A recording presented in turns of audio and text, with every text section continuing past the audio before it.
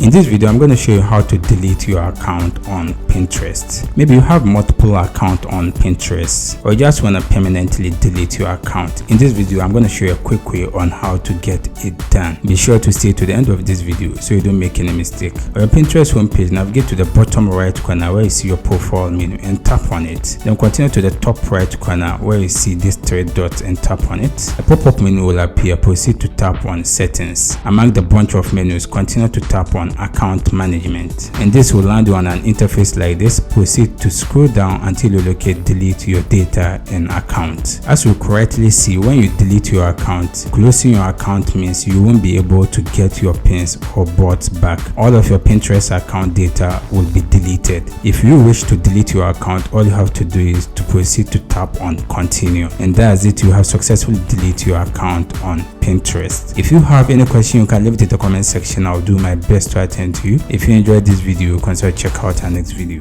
See you in the next video.